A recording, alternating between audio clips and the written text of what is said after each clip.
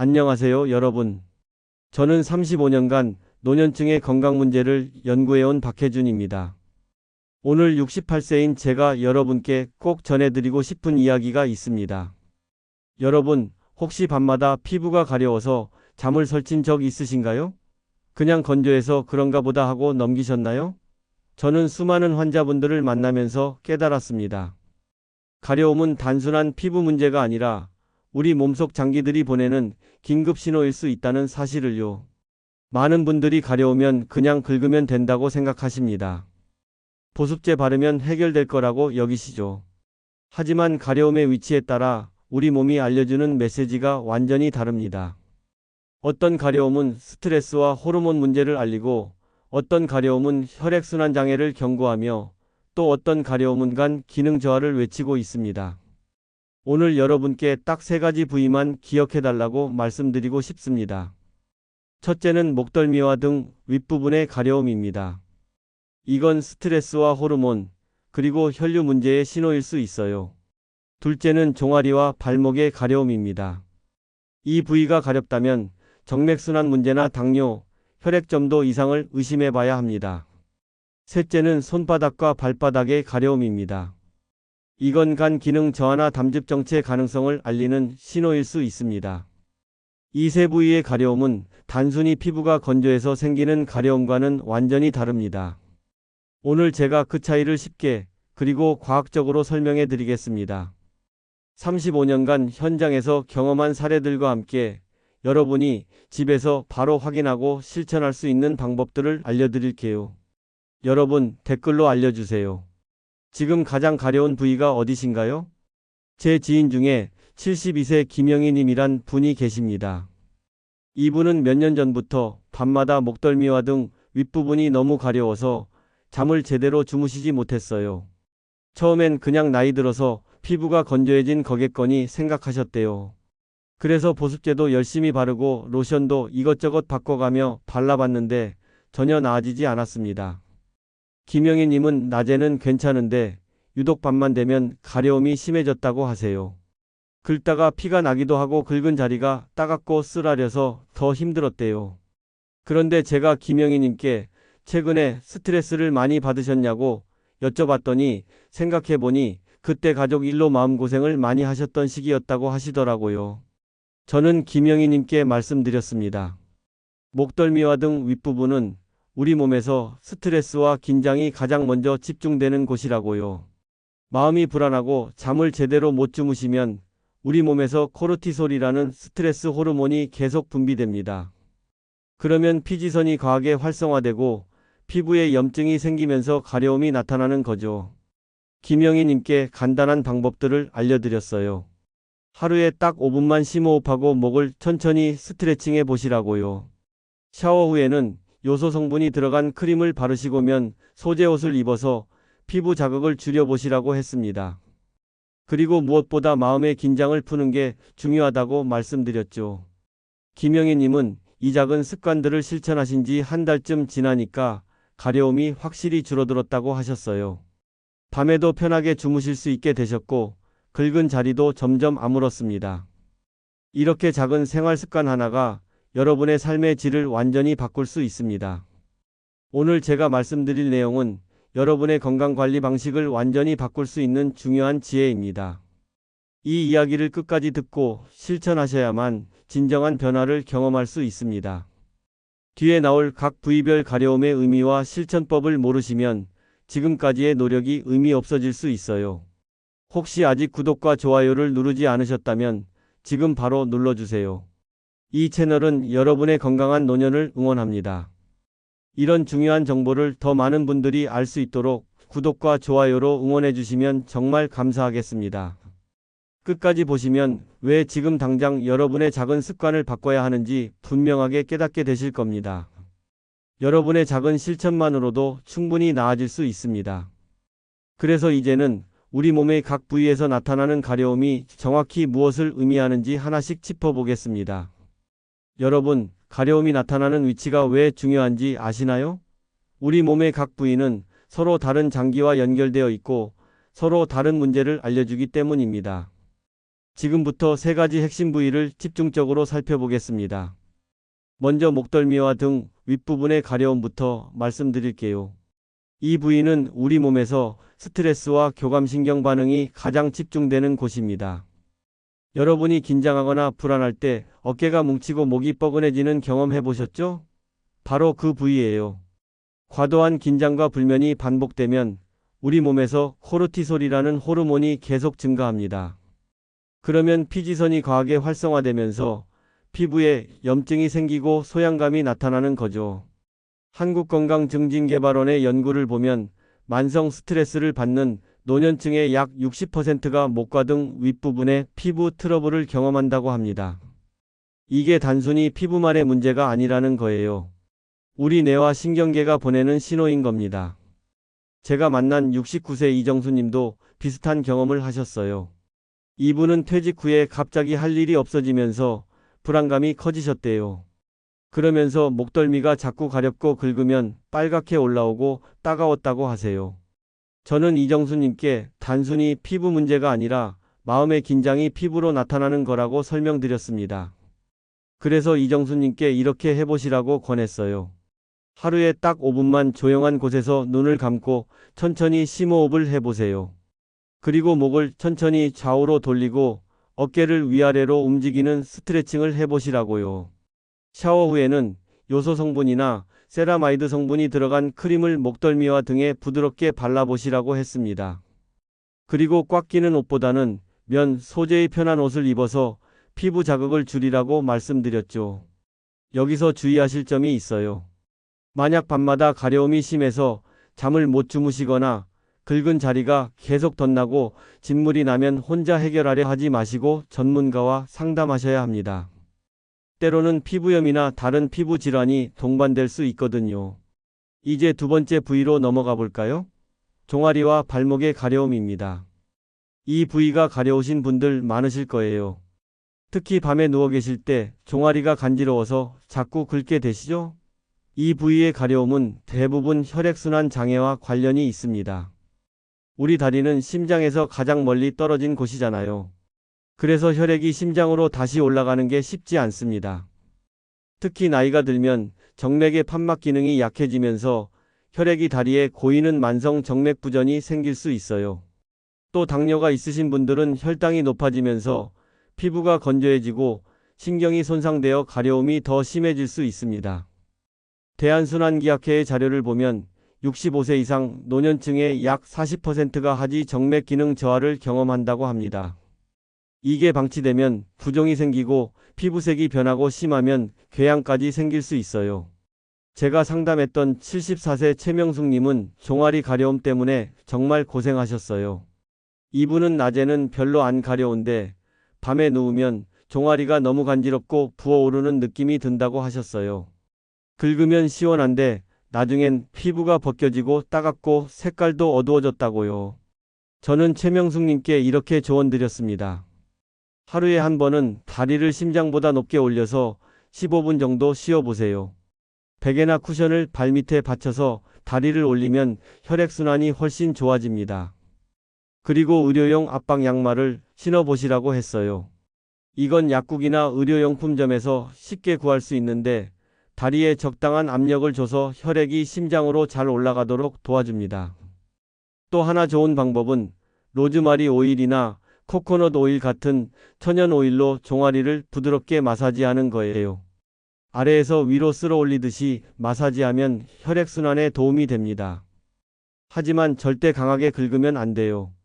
긁으면 피부가 더 손상되고 염증이 생깁니다. 대신 보습제를 충분히 발라서 피부를 진정시키세요. 여기서 꼭 말씀드리고 싶은 건 만약 가려움과 함께 다리가 붓고 열감이 느껴지고 통증이 있다면 반드시 혈관 검사를 받아보셔야 한다는 겁니다. 혈전이 생겼거나 정맥류가 심해진 경우일 수 있거든요. 이제 세 번째 부위를 말씀드릴게요. 손바닥과 발바닥의 가려움입니다. 이 부위는 신경말단이 아주 밀집되어 있는 곳이에요. 그래서 가려움이 생기면 정말 견디기 힘듭니다. 특히 밤에 손바닥과 발바닥이 화끈거리고 간지럽다면 이건 간 기능과 관련된 신호일 가능성이 높습니다. 간은 우리 몸의 해독 공장이잖아요. 간에서 담즙이 제대로 배출되지 않고 정체되면 담즙산이 혈액으로 들어가서 피부에 쌓입니다. 그러면 특히 신경이 많은 손바닥과 발바닥에서 심한 가려움이 나타나는 거죠. 이걸 담즙 정체성 소양증이라고 부릅니다. 간 기능 저하는 초기에는 증상이 거의 없어요. 그래서 많은 분들이 손바닥과 발바닥이 가려워도 그냥 피부 문제려니 하고 넘기십니다. 하지만 이게 간이 보내는 구조 신호일 수 있다는 걸 아셔야 해요. 대한간학회의 연구를 보면 만성간질환 환자의 약 30%가 손발 가려움을 경험한다고 합니다. 그리고 이 가려움은 특히 밤에 심해지는 경향이 있어요. 왜냐하면 밤에는 우리 몸의 대사활동이 줄어들면서 담즙산 농도가 더 높아지기 때문입니다. 제가 상담했던 67세 박영수님은 손바닥이 너무 가려워서 밤에 잠을 못 주무셨어요. 처음엔 건조해서 그런가 싶어서 핸드크림을 열심히 발랐는데 전혀 나아지지 않았대요. 나중에는 발바닥까지 가렵고 화끈거려서 신발도 제대로 신기 힘들었다고 하세요. 저는 박영수님께 여쭤봤어요. 요즘 피곤하시거나 소화가 안 되시진 않으세요? 그랬더니 생각해보니 몇 달 전부터 계속 피곤하고 입맛도 없으셨다고 하시더라고요. 저는 박영수님께 간 기능 검사를 받아보시라고 권했습니다. 결과를 보니 간 수치가 정상보다 높게 나왔고 담즙 배출에 문제가 있었어요. 그래서 박영수님께 생활 습관을 바꿔보시라고 했습니다. 가장 먼저 가공식품과 술을 완전히 끊으셔야 한다고 말씀드렸어요. 간에 부담을 주는 음식들을 피하는 게 정말 중요하거든요. 그리고 하루에 물을 1.5리터에서 2리터 정도 마시는데 레몬 한 조각을 넣어서 마시면 간 해독에 도움이 된다고 알려드렸습니다. 식단도 바꿔보시라고 했어요. 채소와 통곡물 위주로 드시고 기름진 음식이나 튀긴 음식은 피하세요. 특히 브로콜리, 양배추, 당근 같은 채소들은 간 건강에 정말 좋습니다. 그리고 피로감이 계속되거나 소변 색깔이 진해지거나 눈 흰자위가 노래진다면 반드시 간 기능 검사를 받아보셔야 해요. 혈액 검사로 간 수치를 확인하는 거죠. 박영수님은 이런 생활 습관을 바꾸신 지 2달쯤 지나니까 손바닥 가려움이 많이 줄어들었다고 하셨어요. 간 수치도 정상 범위로 돌아왔고 피로감도 많이 나아지셨대요. 이렇게 작은 변화들이 모여서 큰 건강을 지킬 수 있습니다. 여러분, 손바닥과 발바닥이 가렵다고 해서 모두 간 문제인 건 아니에요. 하지만 밤에 특히 심하고 다른 증상이 동반된다면 꼭 확인해 보셔야 합니다. 조기에 발견하면 충분히 관리할 수 있거든요. 그런데 여러분, 혹시 온몸이 다 가려운 경우는 어떻게 해야 할까요? 특정 부위가 아니라 전신이 가렵다면 이건 더 심각한 신호일 수 있습니다. 이제 그 이야기를 해드리겠습니다. 여러분, 지금까지는 특정 부위의 가려움에 대해 말씀드렸는데요. 이제는 온몸이 가려운 경우에 대해 이야기해 보겠습니다. 전신 가려움은 단순한 피부 문제가 아니라 우리 몸 전체에 문제가 생겼다는 비상 사이렌일 수 있습니다. 온몸이 간지럽고 수면까지 방해된다면 여러 가지 내과적 질환을 의심해 봐야 합니다. 첫 번째로 신장 기능 저하를 생각해 볼 수 있어요. 신장이 제대로 기능하지 못하면 노폐물이 혈액에 쌓이면서 요독성 소양증이 생깁니다. 이건 정말 견디기 힘든 가려움인데 특히 투석을 받는 환자분들이 많이 겪으세요. 대한신장학회의 자료를 보면 만성 신부전 환자의 약 50%가 전신 가려움을 경험한다고 합니다. 신장이 나빠지면 인과 칼슘 같은 미네랄 균형이 깨지고 피부가 건조해지면서 가려움이 심해지는 거죠. 두 번째로 혈액질환도 전신 가려움의 원인이 될 수 있습니다. 백혈병이나 림프종 같은 혈액암이 초기에 나타나는 증상 중 하나가 바로 설명할 수 없는 전신 가려움이에요. 이런 경우는 다른 증상 없이 가려움만 먼저 나타나기도 합니다. 제가 만난 71세 홍순자님은 몇 달 동안 온몸이 가려워서 밤에 잠을 거의 못 주무셨어요. 처음엔 그냥 노화 때문이려니 하고 보습제를 바르고 항히스타민제도 드셨는데 전혀 효과가 없었대요. 그런데 자세히 여쭤보니 체중도 이유 없이 줄어들고 식욕도 없으셨다고 해요. 저는 홍순자님께 혈액 검사를 받아보시라고 권했습니다. 결과를 보니 백혈구 수치가 비정상적으로 높았고 추가 검사를 통해 혈액 질환이 발견됐어요. 다행히 조기에 발견해서 적절한 치료를 받으실 수 있었습니다. 만약 그냥 가려움 정도로만 생각하고 넘기셨다면 큰일 날 뻔했죠. 세 번째로 갑상선 기능 이상도 전신 가려움을 일으킬 수 있습니다. 갑상선 호르몬은 우리 몸의 대사를 조절하는데 이게 과하거나 부족하면 피부가 건조해지고 가려움이 생깁니다. 특히 갑상선 기능 저하증이 있으면 피부가 거칠어지고 각질이 생기면서 가려움이 심해져요. 또 철분이 부족한 철결핍성 빈혈도 전신 가려움의 원인이 될 수 있습니다. 철분은 우리 몸의 산소 운반에 꼭 필요한데 이게 부족하면 피부 세포까지 산소 공급이 제대로 안 되면서 가려움이 나타나는 거죠. 그럼 전신 가려움이 있을 때 여러분이 확인해야 할 체크리스트를 말씀드릴게요. 첫째, 가려움이 6주 이상 계속되나요? 일시적인 가려움은 대부분 며칠 안에 좋아지는데 6주 이상 지속되면 내과적 원인을 의심해 봐야 합니다. 둘째, 체중이 이유 없이 줄어들었나요? 식욕은 있는데 체중이 빠진다면 신진대사 이상이나 암 같은 질환을 생각해 봐야 해요. 셋째, 피부나 눈 흰자위가 노래졌나요? 이건 황달 증상으로 간이나 담도에 문제가 생긴 신호입니다. 넷째, 몸이 붓나요? 특히 다리나 발목이 붓고 손으로 눌렀을 때 자국이 남는다면 신장이나 심장 기능을 확인해 봐야 합니다. 다섯째, 피로감이 계속되나요? 충분히 쉬어도 피곤하고 기운이 없다면 갑상선이나 빈혈을 의심해 볼 수 있어요. 이런 증상 중 하나라도 해당되면 반드시 병원에 가서 정밀 검사를 받아보세요. 혈액 검사로 간 기능, 신장 기능, 갑상선 호르몬, 혈당, 철분 수치 같은 걸 확인할 수 있습니다. 조기에 발견하면 충분히 치료하고 관리할 수 있거든요. 제가 상담했던 75세 장기철 님도 전신 가려움으로 고생하셨는데 검사를 해보니 당뇨가 발견됐어요.